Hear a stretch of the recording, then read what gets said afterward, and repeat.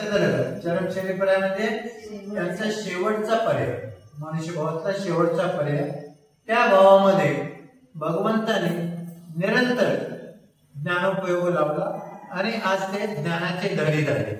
केवळ ज्ञानाचे धनी झाले, सिद्ध भगवंत झाले, अक्षय सुखाचे धनी झाले. तसं आम्ही सुद्धा अक्षय सुखाचे धनी होण्यासाठी, सिद्ध भगवंत होण्यासाठी आपणास त्रिवार नमस्तु करून शरण जातो. नमस्तु भगवान, नमस्तु भगवान, नमस्तु.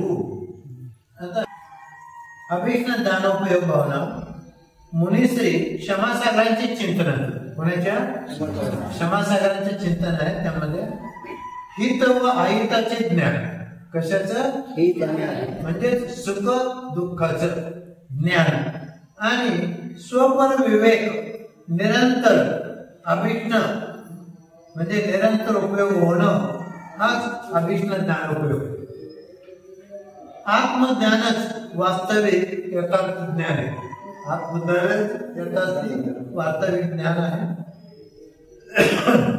तीच खरी चेतना आहे जी मोक्ष मार्गावर स्थिर करून त्या बैरात्म स्वरूप अज्ञान स्वरूप आत्म्याला सज्ञान करून अंतरात्म्यामध्ये सिद्ध करते, अंतरात्म्यामध्ये स्थापन करते व कालांतराने योग्य समयी परमात्मा अर्यंत सिद्ध बनवणारे.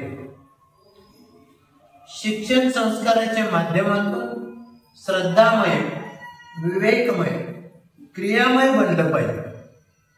तोच श्रावक पुढे दृढतेने भगवानमय होतो.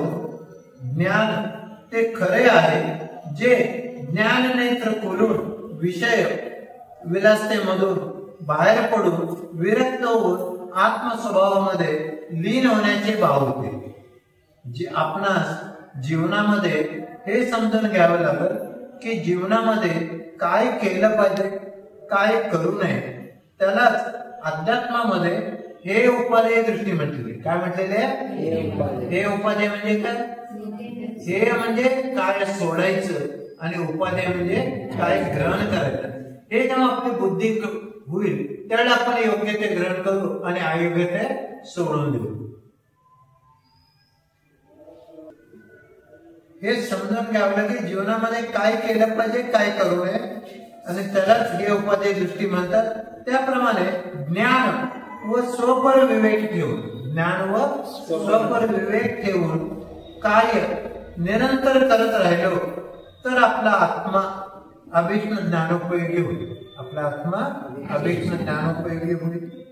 अभीष्ण ज्ञानोपयोगाचा अर्थ हा आहे की माझी चेतना सतत अभीष्ण निरंतर स्वपर प्रकाशनामध्ये आत्मज्ञानामध्ये काम करत राहू. क्षणोक्षणी चांगल्या वाईटाचे ज्ञान होत राहील.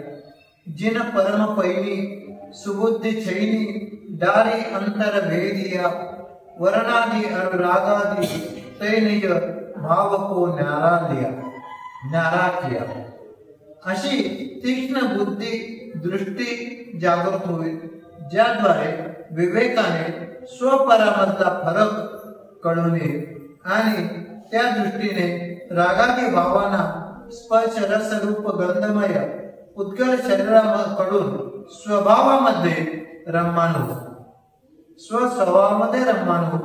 हे भेद विज्ञानच आपणास जीवनाला उच्च बनवण्यामध्ये सक्षम होतो.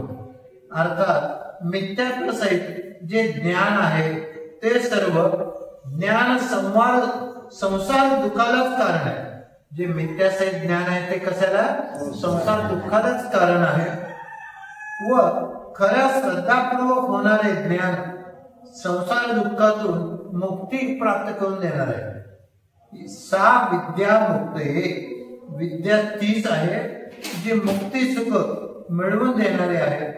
यासाठी जिनवाने स्वरूप सत्संगती मिळविणं हे तुमचं आमचं आद्य कर्तव्य आहे आणि तेच आपल्याला करायचं. म्हणून आपण भगवंताकडे प्रार्थना करायची की हे प्रभू, हे भगवान, आपण जसे नित्य आत्मसाधनेमध्ये रत झालात तसं आम्ही जी आत्मसाधनेमध्ये रत होण्याची भावना निरंतर हो. नमोस्तु भगवान, नमोस्तु गुरुदेव, नमोस्तु आचार्य। जय बोलो देवादिदेव पार्वती भगवान की जय। अनंत अनंत सिद्ध परमेश्वरी भगवान की जय। विसाव्या शतकातील प्रथमाचार्य श्री शांती सागर महाराज की जय। संत शिरोमणी आचार्य विद्यासागर महाराज की जय। शांत मूर्ति वत्सलरत्नाथ आचार्य श्री शरणत सागर महाराज की जय। अमर आचार्य श्री मनमान सागर महाराज की जय। पुणे संघ की जय। आदि की आनंद की जय।